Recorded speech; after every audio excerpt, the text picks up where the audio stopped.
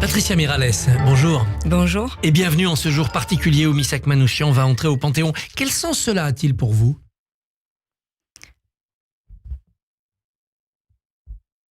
C'est de l'émotion, c'est de l'histoire. Oui, beaucoup d'émotions. Je voudrais peut-être revenir sur la soirée. Parce que ça a commensé hier, l'hommage. Oui, voilà, au Mont-Valérien, là où ils ont été fusillés le 21 février 1944. Voilà, avec cette veillée où nous avons rendu les enfants, des enfants et des jeunes adolescents, mais des adolescents aussi, acteurs de cette veillée. Certains étaient avec le portrait de ces fusillés. Et quand nous sommes arrivés dans la clairière, c'est vrai qu'il se passe quelque chose. Et on se dit, il y a 80 ans, ils ont été fusillés là. Avoir le cercueil de Missak Manouchian qui était, je dirais, le symbole fort de ce groupe, puisque Epstein avait été fusillé après. C'était leur chef, ils l'ont identifié plus tard, les nazis. Et donc, c'était pas que Missak Manouchian hier.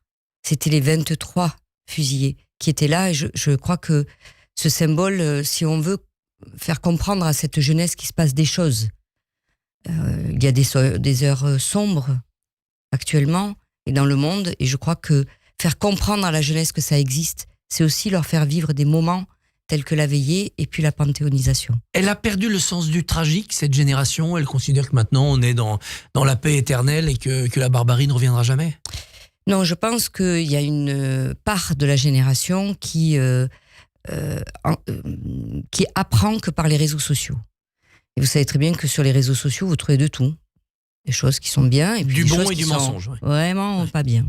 Et donc, il faut qu'on arrive à leur faire comprendre que il y a eu des actes nazis, qu'aujourd'hui, il y a le terrorisme qui est à nouveau à nos portes et qu'il est important aussi qu'ils se fassent un peu leur avis, qu'ils apprennent aussi à résister face à de tels actes. Et c'était un moment, je dirais, hier, d'union nationale. C'est un étranger, Missak Manouchian, c'est un Arménien, il n'a pas de papier français. Ça donne aussi un sens fort à cette panthéonisation, la première d'un étranger. Exactement, parce que on ne peut pas regarder l'immigration avec un certain œil et de l'autre côté dire que ils ont sauvé quelque part, enfin ils ont épousé la France. Ils étaient étrangers, émigrés, et ils aimaient la patrie. Jusqu'à en mourir. Ça doit avoir la portée nécessaire pour cette jeunesse qui parfois ne sait pas où se situer entre peut-être des pays d'origine et le pays dans lequel ils vivent. Eh bien, on doit les amener à comprendre ce qu'il s'est passé de façon à ce qu'ils soient plus forts, qu'ils épousent eux aussi les valeurs de la République. Parce que Missak Manouchian, il demande plusieurs fois sa naturalisation, une dernière fois même pendant l'hiver 40, tout en portant la mémoire arménienne. Il arrivait à porter ces deux identités, l'amour complet de la France, mais sans l'amnésie de son pays d'origine. Et c'est un exemple.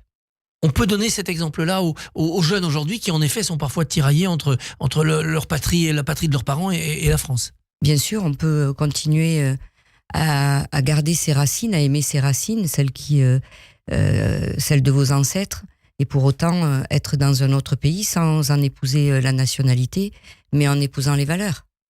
Vous le disiez, ils sont 23 à entrer en fait au Panthéon avec Missak Manouchian. Il y aura une plaque d'ailleurs dans le caveau de Manouchian pour rappeler aussi tous ses compagnons de lutte.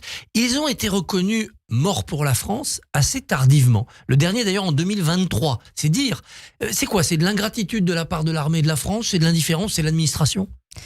Non, alors le dernier qui a été reconnu et qui est Slama Djevac, que j'ai d'ailleurs lors du colloque au Sénat, je suis arrivée avec le document que j'ai signé, le reconnaissant mort pour la France, mais c'était tout simplement parce que il manquait un document entre son acte de naissance et son acte de décès, tout simplement.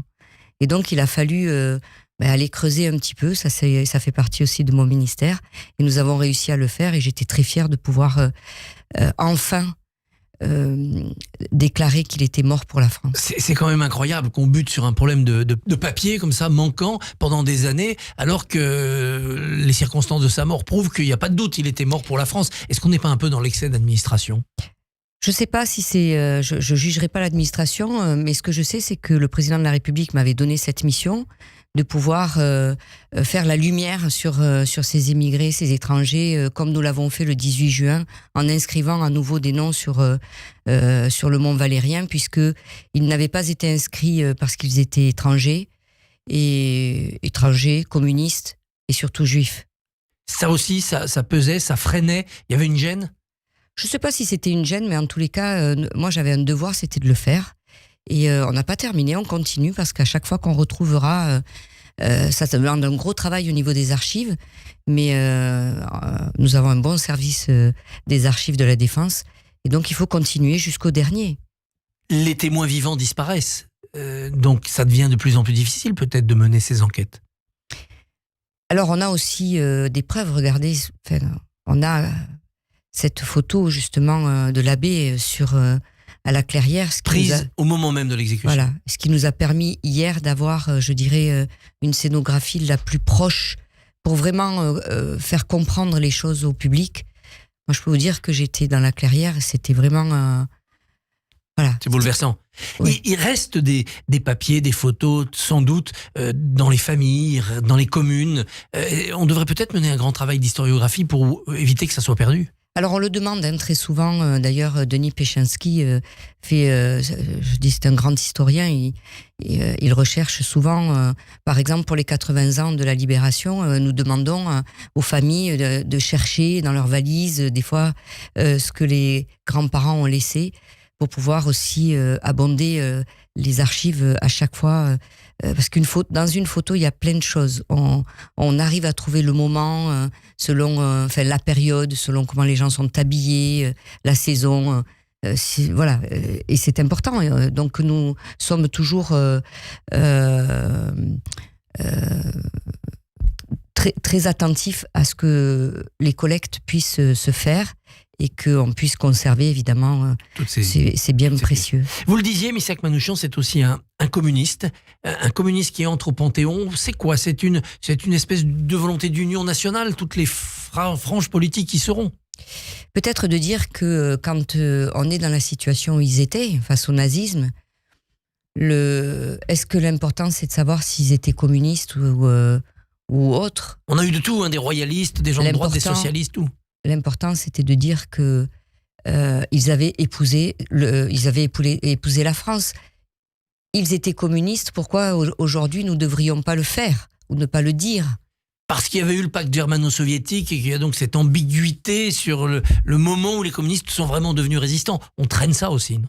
Moi, je pense que tout à l'heure, Emma disait, en fait, ce sont des humains. Oui, on est face à l'humanité. On gère de l'humain.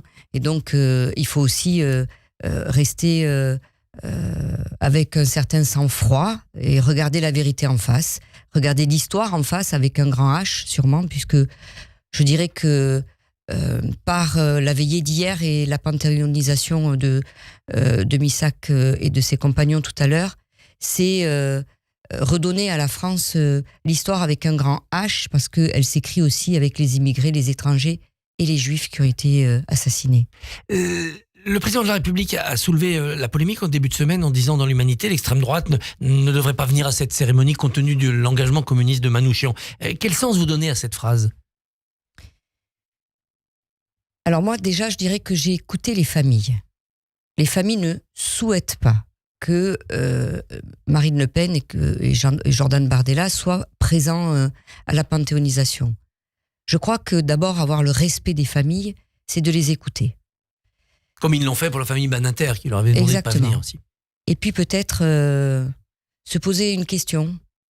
La question, c'est de dire comment on peut aller festoyer avec des personnes qui sont nostalgiques du nazisme. Et en même temps venir au Panthéon alors que l'un d'entre eux les a tués. Oui. C'est ça la vraie question. Il y a une contradiction entre certaines affinités du RN et puis cette présence. Oui, et puis ça s'appelle le respect surtout. Quand on a des idées, on les respecte, ils ont leurs idées. Je crois qu'il faut qu'ils apprennent à respecter leurs idées et de respecter surtout les familles. Elle viendra quand même, Marine Le Pen. Le RN, qui se sent le vent en poupe en ce moment, veut s'affirmer. Eh bien, qu'elle vienne, si c'est son droit, c'est son choix. Enfin, moi, je noterai quand même que on va parfois festoyer. Voilà. Avec des gens donc, qui sont nostalgiques de cette période. Du nazisme, oui. Oui. Ça demeure dans la société. On l'a vu après le 7 octobre, il y a un antisémitisme qui a ressurgi, dont une frange vient de cette nostalgie du nazisme. On pensait qu'après 50 ans de pédagogie, on en serait débarrassé.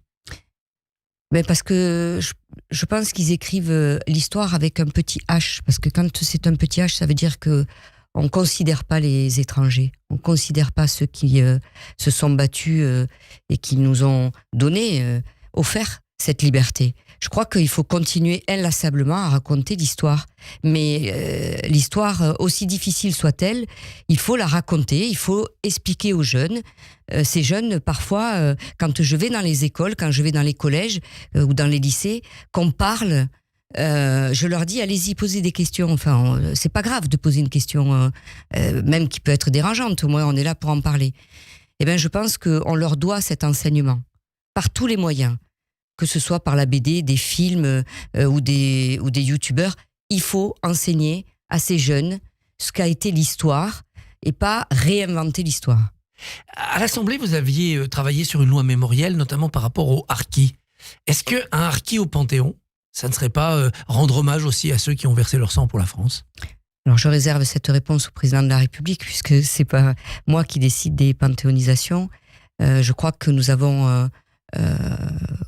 je dirais commencer parce que c'est pas terminé, mais aussi de raconter cette histoire, l'histoire des harkis et la façon dont la France les a reçus avec tant d'indignité.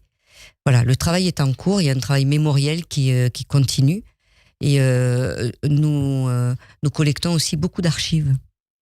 Le temps n'est pas encore venu de la réconciliation, là on sent que c'est encore une plaie ouverte.